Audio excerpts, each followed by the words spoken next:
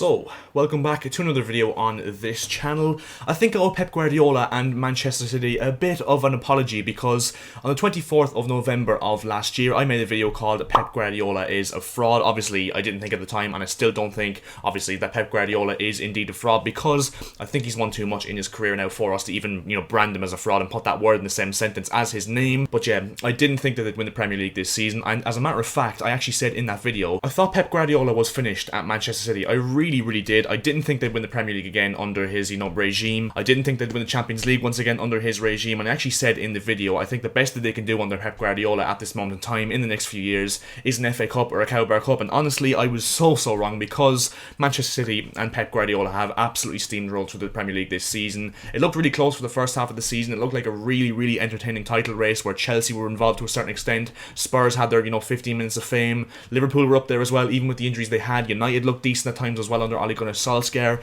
But overall, City for the second half of the season have completely blown everybody away and, won the Premier League in style, it's fair to say. And yeah, I'm not gonna lie, I still hold by this as well, what I said in that video, because at the time, I think it was evident for everyone to see that City looked like they'd lost their desire, their hunger, their determination to win games and Premier League titles overall, and titles in general, to be fair. They weren't playing with the same swagger as they were before, they weren't scoring enough goals as they were before, they weren't defending particularly well either, they just really looked sloppy, lack of invention, lack of creativity, and as I said, just lack of desire, lack of leadership. Everything was going wrong for City, back then, and I think it's definitely evident to see in that game where they lost 5-2 at the Etihad to Leicester City, the 0-0 draw I think it was, or the 1-1 draw I should say, at the Etihad against West Brom around Christmas, even the 2-0 defeat to Spurs at the Tottenham Hotspur Stadium as well around November as well. It just looked absolutely dire for City overall for the first half of the season, and that of course combined onto, what the season was for them last season, when of course Liverpool completely rolled away with the league and City were really poor at times. They lost too many games, drew too many games, didn't look sharp whatsoever for most of the season. And yeah, I thought that, as I said, Pep Guardiola was finished at Manchester City as far as the big titles were confirmed, and obviously how wrong could I be come the end of the season, because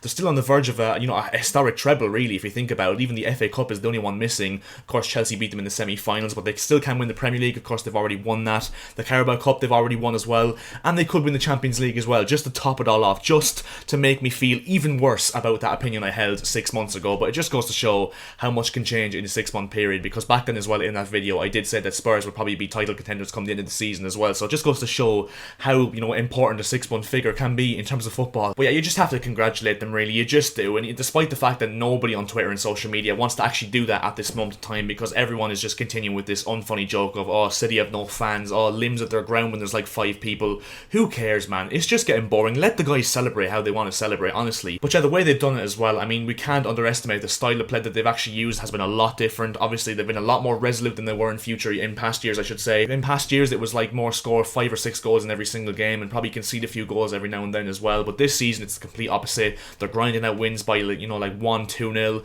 They are winning the odd game by 3 or 4 goals as well, but most of the time it is by a goal or two. And yeah, Ruben Dias at the back has been absolutely unbelievable in my personal opinion, the signing, and maybe the player of the season as well in the Premier League. He's been unbelievable this season in terms of the fact that overall he's a really good defender, a world-class defender this season. His leadership as well, he's got a great mentality, he puts his body on the line multiple times every single game for City, and of course has got the best out of John Stones as well, who of course City were trying to get rid of in the summer. There was clubs like Chelsea and Arsenal linked with a loan move for him, and yet he's really come to fruition since Ruben Dias has come into the team, and City have defended absolutely unbelievably. And yeah, players like İlkay Gundogan as well, who's really stepped up in the absence of the likes of Kevin De Bruyne and Sergio Aguero and Gabi Jesus, all those attacking talent that City did have, who were out injured. And I think that one thing that definitely gets overlooked as well, that City fans will probably say as well, is the fact they won the Premier League without a recognised striker. I mean, that is massive, and of course Pep Guardiola has a history of doing that with his previous teams, but that just goes to show the genius of that man. And yes, I'm not going to take away from the fact that he has got a lot of money and he has done it with a lot of money, but you still have to get those players playing. I think we underestimate Manchester United spent similar amounts of money, maybe not as much, but similar amounts of money to Manchester City in recent years, especially since Ferguson's left, and they've got nowhere near the same results. In fact, they've actually got terrible results. So City have spent the money right, and of course Pep Guardiola is getting the absolute best out of this team on the pitch as well, which of course is what matters. And yeah, of course now it's about how long they can continue this for, because next season they're going to be favourites once again. Chelsea under Thomas Tuchel look like a real threat to them next season. Liverpool, when they have Van Dijk and Henderson and all those players fit again, when Jurgen Klopp gets back the mentality monster attitude in that squad, hopefully for them, it's going to really be an interesting title race. You have United under Solskjaer as well, only going to get better, probably going to sign a few players like Sancho and those kind of players as well. So yeah, we have a really interesting title race ahead of us next season. I know we say that every single season, but it's just good to think about, isn't it? It's just good to think that we have a good title race next season, even though we said every single season. And yeah, where the City team go from here, because of course, like the other teams, as I mentioned, they're only going to get better. They're only going to add to their squad already. They're probably going to get a striker. If they were to get Harry Kane in there, I think it's guaranteed title next season for them. I'm not going to lie, because that's the one thing you could say they're lacking at this moment of time, is a 20 goal a season player, even though they have goals flowing all around the team. City have just been ridiculously good, especially the second half of the season, and they definitely deserve to be winning the Premier League title by the margin they have done so as well. So yeah, congratulations Manchester City once again. I hold my hands up. I was well and truly wrong in terms of saying Pep Guardiola wasn't going to win another Premier League title at City, and a major trophy in general for that matter. And yes, so I think that's where we're going to leave this video. I think I've done enough in terms of apologising to Manchester City and of course Pep Guardiola in his achievements of winning the Premier League in this season. If you did enjoy this video, make sure to drop in a like. It means more than you guys could ever imagine if you were to leave a like rating on this video as per usual. Also, if you could subscribe to the channel as well, that would be hugely appreciated by myself. We are now looking to hit 1.7k subscribers on this channel as soon as we possibly can. And yeah, thanks very much for watching guys, and see ya.